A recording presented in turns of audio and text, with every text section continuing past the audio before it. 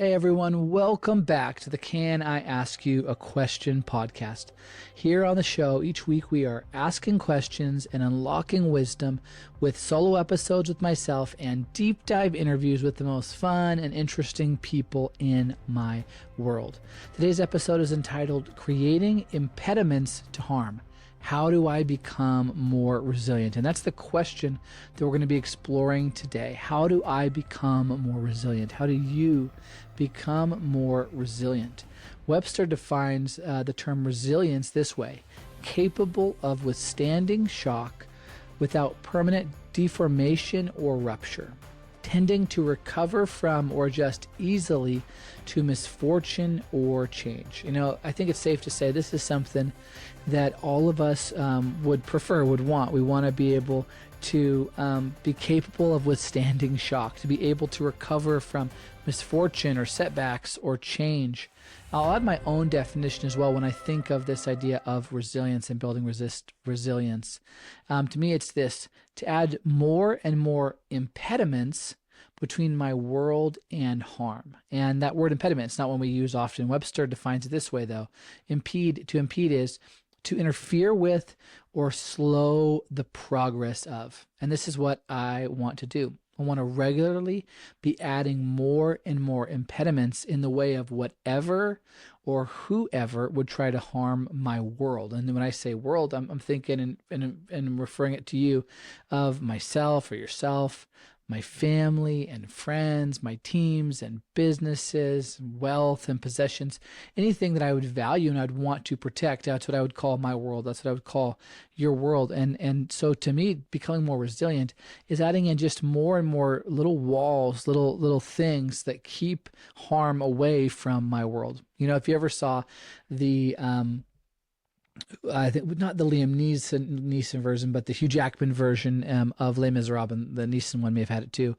If you ever saw the movie Les Miserables, then you'll get this mental image. I think of it more like adding more and more of those makeshift barricades. So they were throwing tables and chairs and breaking probably pieces of wood off, and they're just building this barricade. And at first, it may not seem like much, but every wall or barrier slows down the approach of destruction and increases your chances of survival and success. How does that sound? Would you like to regularly add more and more impediments between your world and harm? Would you like to become more resilient and be able to bounce back from setbacks when a setback does reach you, when you are affected negatively by something? If so, then let's dive in and let's find out, because I do think this is something that each of us wants. We want to be more resilient. Maybe what we really want is the safety and the success and the flourishing of our family and friends and our world. But part of that, in this broken world, on this side of Eden and prior to heaven, there are real dangers, there are real enemies, as we'll explore, and so resilience becomes so necessary to achieve the real goal we want, which is a flourishing life and world. And so how do we go about it? How do we become more resilient? Number one is this: I'd say, do it fun. Preparing for disaster, it doesn't have to be a downer. Do it fun. Preparing for a disaster does not have to be a downer. I think we can get so serious about it, and it's a serious thing, but actually one of the most wise and strategic ways to pursue greater and greater resilience is to find ways that are fun. I know it might sound super cheesy, but it's true. Give you some ideas. Taking walks with your family, sprinting after your kids, getting down on the ground and back up again, as you're getting older and your knees are creaking.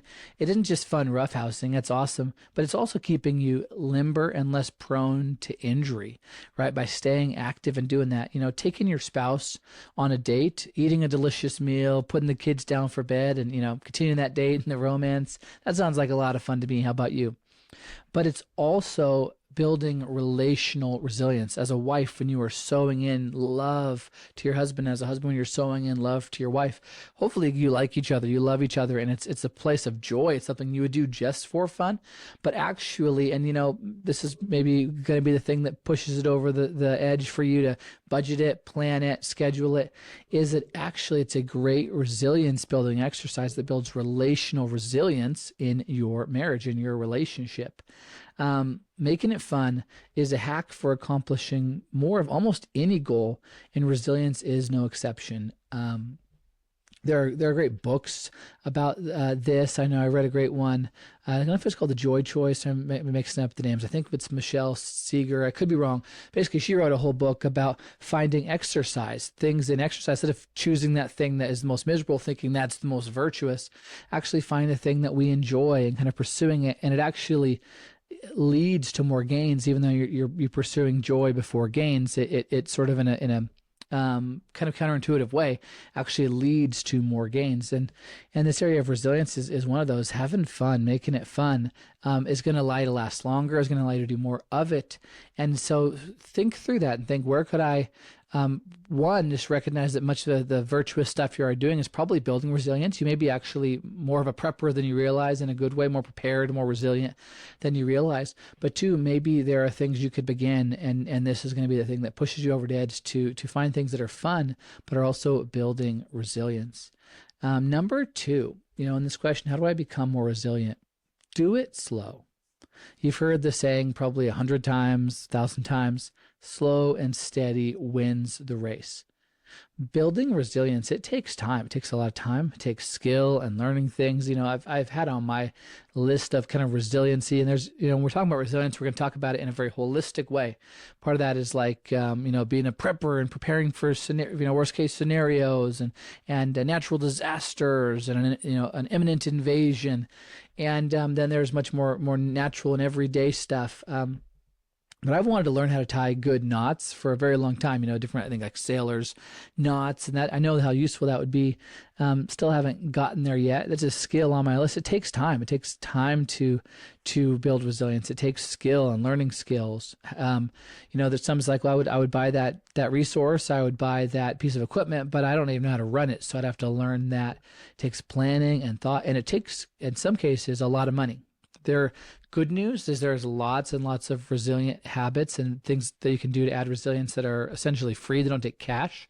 They just take time, attention, skill, planning, cooperation. But then there are things that they just cost a lot. There are plenty of things I want to do for home security, building resilience in my home. And most of them have a dollar sign next to them. It's gonna cost. With that in mind, it can be easy to feel overwhelmed by the sheer number of threats out there that we're trying to protect against, to be resilient against, and the opportunities to become more resilient, to be stronger, to be able to bounce back better, to be able to impede and slow down danger and harm.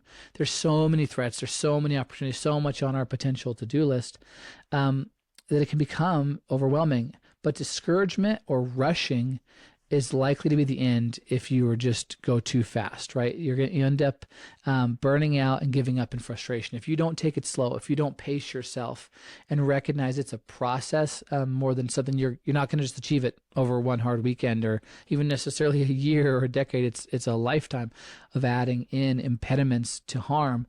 If you do that, then you're going to be able to last. If you don't, you're likely to burn out. You have to recognize that winning is not eliminating every threat. That would be amazing if we could do it. It's just not remotely realistic. There are new threats every day.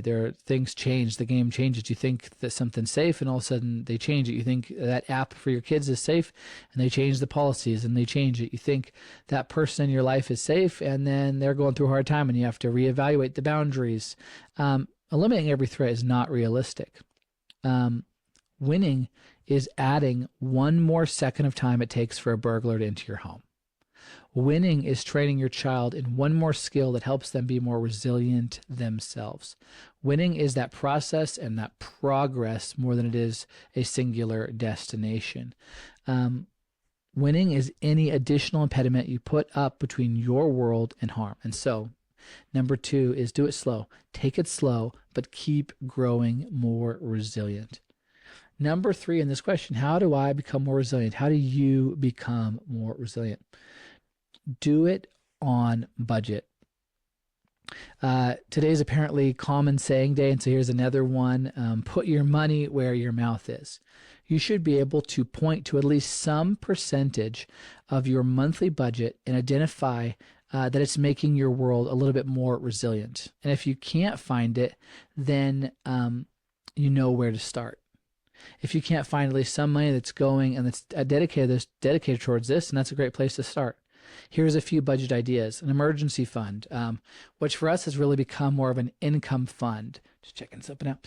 Do you have any money that's being saved every month, or maybe you've already filled that fund? Do you have 2 weeks, a month, 2 months, 3 months, 6 months of income that is set so that if the threat of losing a job or having a transition like that, or something else that takes you an injury where you're not bringing in income, where you're able to have an impediment between you and the destruction that would come from running out of money.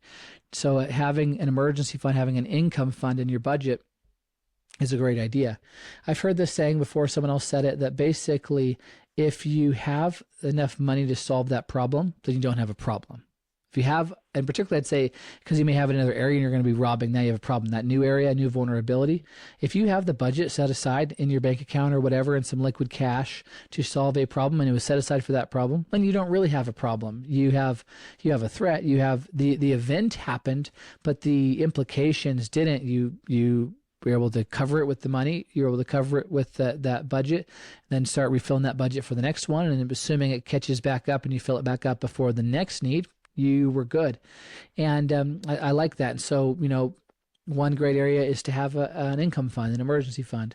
Another one is a health fund. These are, I say fund, a savings account or a savings category, both for maintenance and emergency.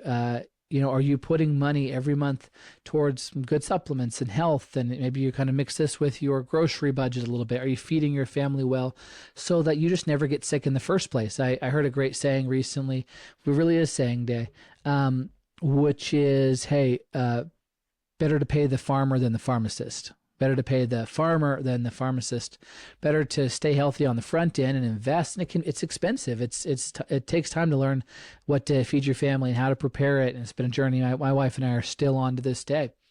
But better to pay the farmer than the pharmacist and have to be on some kind of medication or have an operation because you let your body deteriorate. And we don't have full control over that, but we have a lot of influence over that. Then health fund to prevent when there is a medical emergency, when there is something unexpected, that instead of it being a place of great fear and vulnerability, you've actually built resilience. Let me get a drink of water because I got my froggy voice here. Your car, one of the biggest areas of stress I see for people, especially, when you're not making huge money or whatever. And, I don't consider myself as making huge money. If your car goes out or has a major repair, that can be a place of great stress. But if you're saving towards maintaining it, it's called in Dave Ramsey language, I believe they call it a sinking fund. If you're saving up for the purchase of your next car, suddenly there's less stress, suddenly there's less vulnerability, and you're more resilient.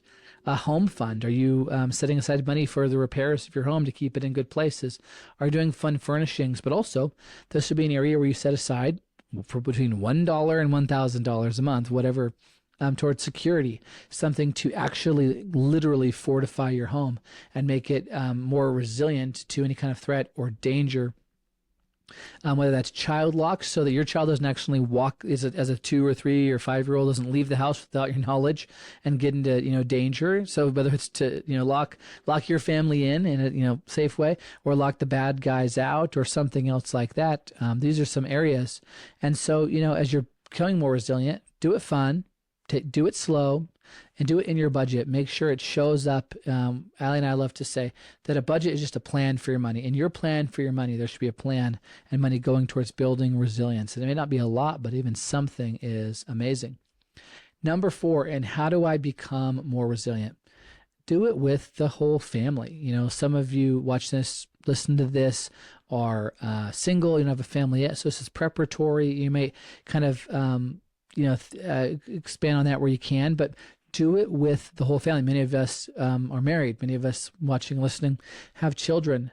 And I already mentioned ideas like taking walks with the whole family, but you can and should expand on this as much as possible.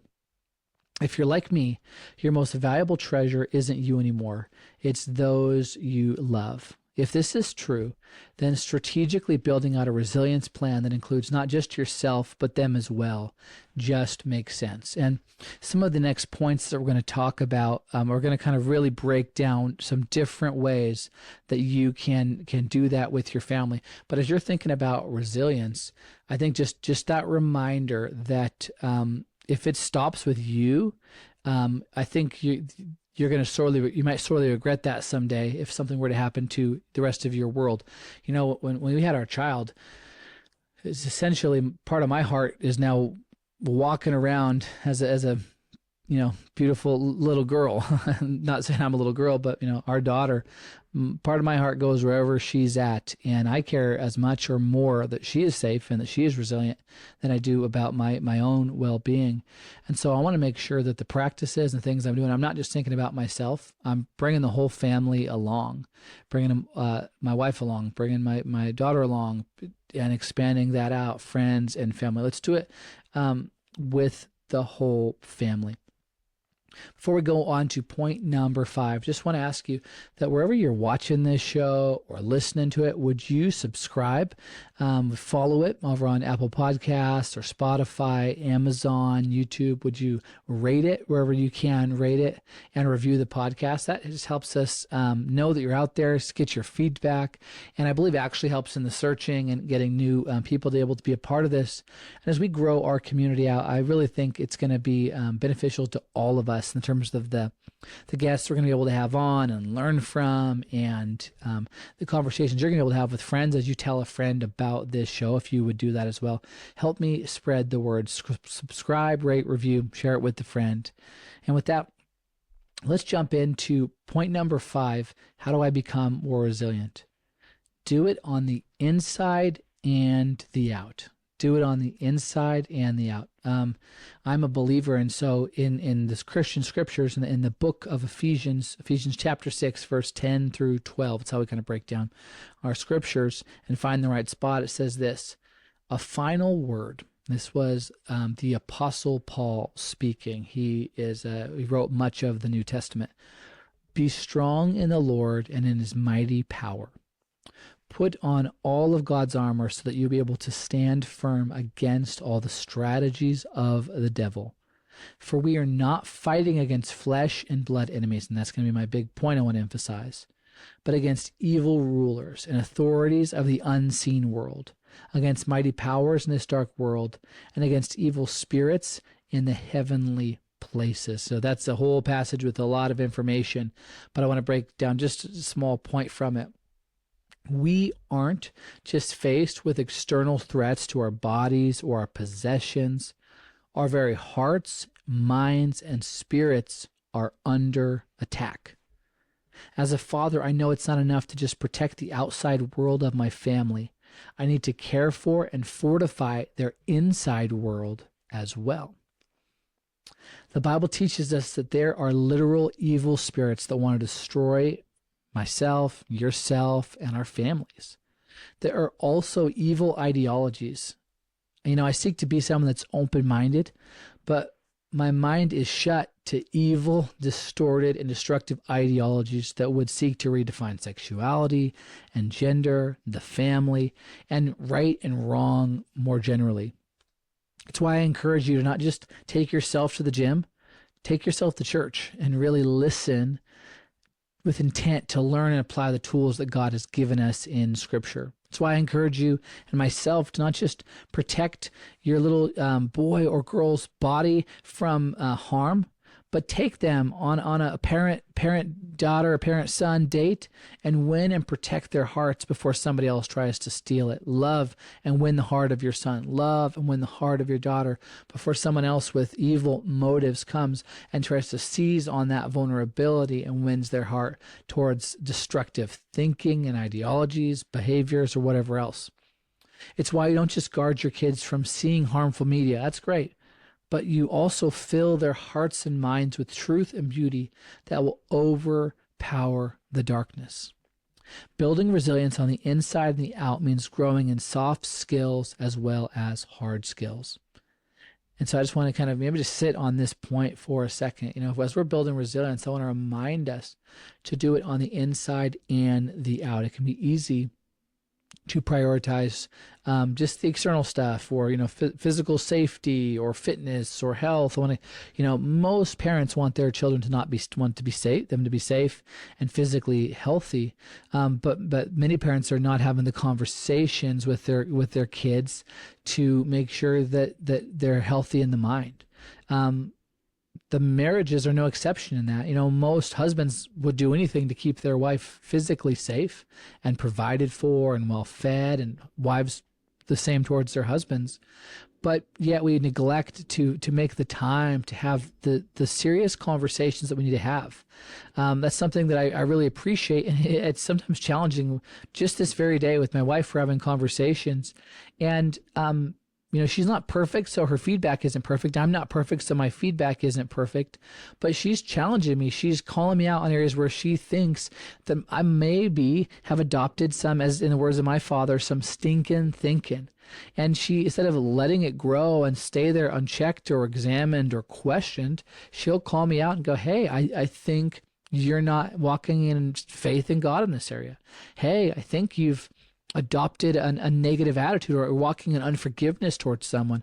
And we know that faithlessness is actually a sin. We know that actually unforgiveness is a sin, and it's destructive, and it brings death to the person who is holding on to unforgiveness, physical sickness and death in the body, spiritual death. And so instead of just letting those things be unchecked, my wife, for lack of a better term, calls me out and challenges me.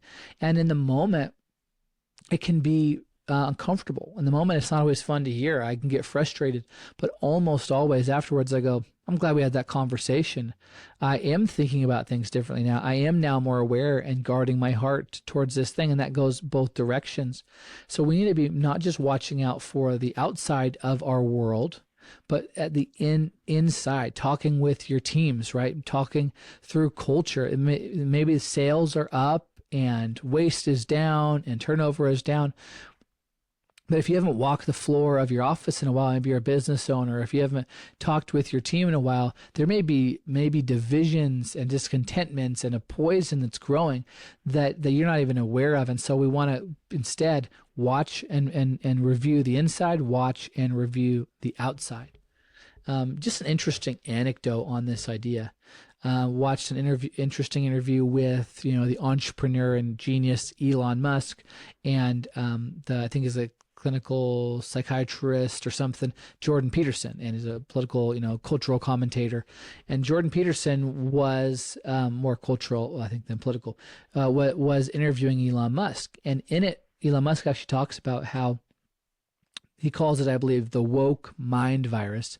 He said essentially the woke mind virus killed my son, and was referring to one of his sons who is now transgender and has become a woman. And in Elon's words, essentially, that way of thinking quite literally took away my son. I don't have a son now. I have, at least in the mind of the son, I have a daughter now, and the relationship was broken for whatever reasons. And I just thought that was such an interesting way. And he then says, which was such an epic thing to say, he basically said, that's why I dedicated my life to eradicating, to destroying the woke mind virus. He's speaking about it, even though I don't believe Elon, I don't think he's a professing Christian. He's speaking about it. He's treating thoughts a lot closer to the way Paul was than many of us do. Paul's saying, right, for we are not fighting against flesh and blood enemies. The most dangerous things are not those we can physically touch and see and examine. It's often its spirits and its thoughts and its ideologies. And when Elon's talking, it's like he's going to go take down, Bowser. He's going to go take down Bowser. He's going to take down an evil villain, because evil ideologies are an evil villain, and they have real world impacts. And so when we're building resilience, we don't want to just do it on on the outside, we want to do it on the inside. Scripture actually says that physical exercise benefits some, but basically spiritual exercise benefits much. And I'm paraphrasing that there is a benefit to the outside, and it's a natural place to start many times. But we want to actually put a great priority on resilience on the inside. I didn't even really have it on here, but so I'll just add it right here. One of the things we know is that mental resilience is going to be one of the huge things. Getting the right mindset, getting prepared so that when setbacks come, you have a way of thinking and viewing them and categorizing them that allows you to get back up and continue. I've heard an anecdote that with prisoners of war, that those who have just a totally pessimistic mindset that they're going to never get out and they'll never survive often don't survive, and they just kind of end in their despair, and it overwhelms them. But then those who are incredibly optimistic and believe every day that they're going to get rescued, that they eventually get so disappointed that they give up, and it sort of, unless they're rescued soon enough, it sort of defeats them. They may literally die because they're heartbroken.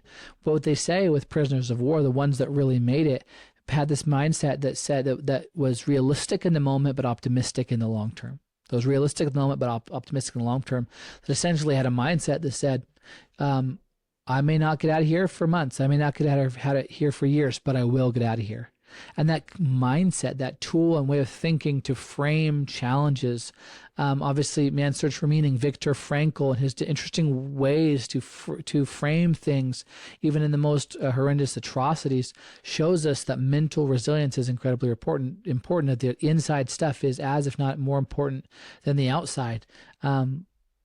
Just hearing about a relative that just did a full Ironman triathlon, and I actually haven't got to talk to him since they finished their race yet, but I was hearing about it and just the idea, I think someone was commenting on him, just like the mental toughness is half or more of the battle to maintain and stick it through, and then the physical toughness.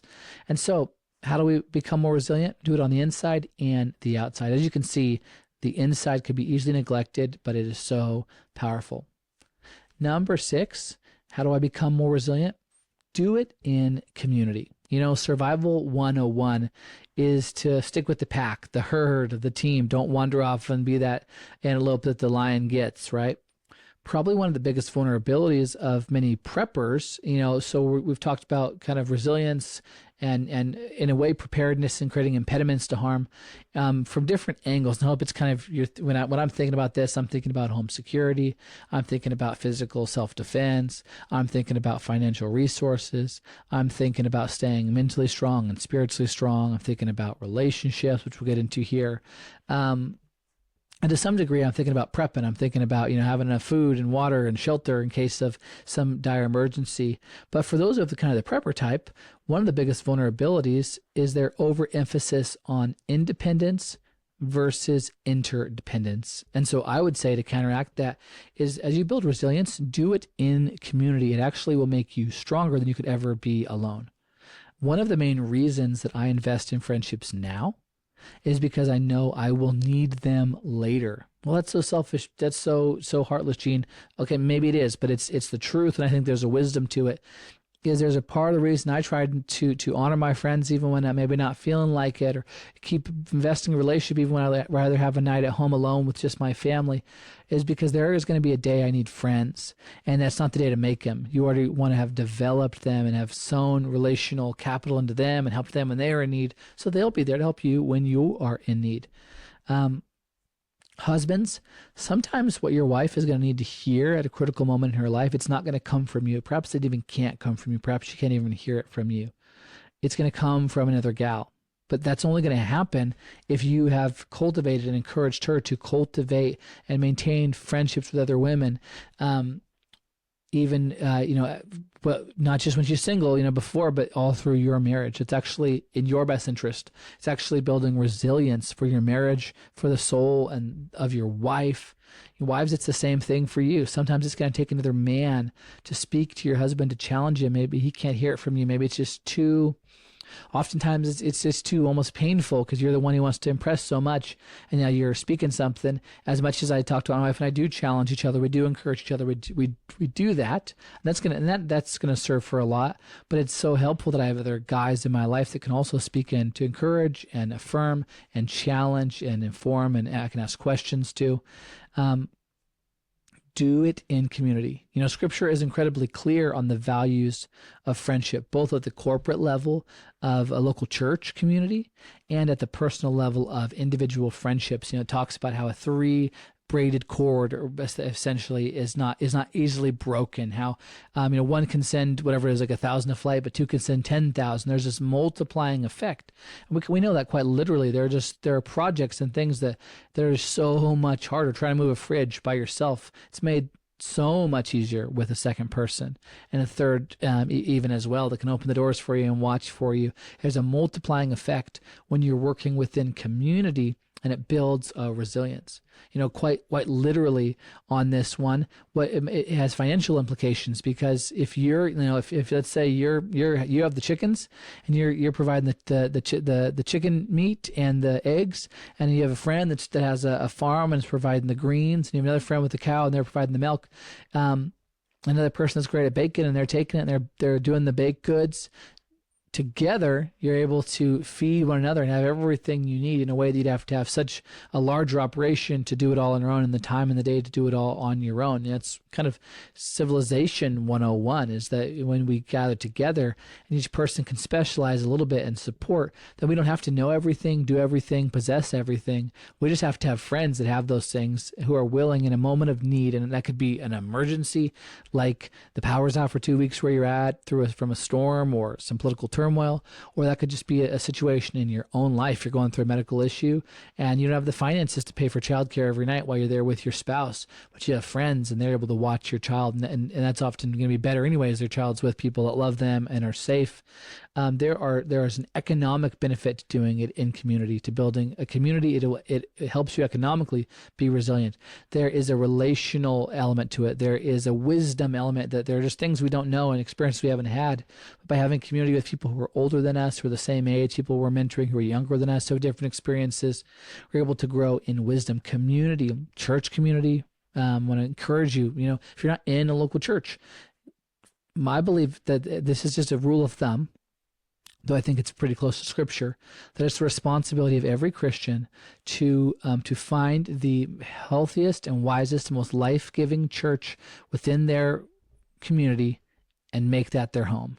Many people who are not in church today because they've not found the perfect church, and I think their responsibility is either to move, if you really is, and go find a different church, or if you're going to stay in your city, then to accept the best church that you can find and serve in it, love it, and pray for it. Maybe you'll even be a part of making it better, instead of staying away and isolating yourself from church community. That's going to be a huge one in resilience. But then also just friendships. Many of them are going to come from the church. They're going to come from family, from work. It is huge in building resilience, not just for yourself, but for your family, for your whole community. Allie and I had a pretty, we sold the home, and we'd had a prior realtor, and that person was okay, but for a variety of reasons, our home did not sell. Then we, later sought to sell that home again.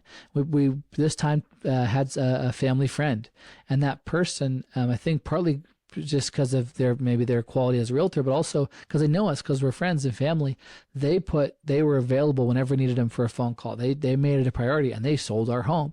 Having people that really care about you and to watch out for you. I've called friends for plumbing issues and things like that. It's great to have a community. It absolutely builds resilience. Don't isolate yourself. In conclusion, as we wrap up this episode, we can create impediments to harm. We can put space and margin and things, resistance between those things, those people and things that would want to bring destruction on our world.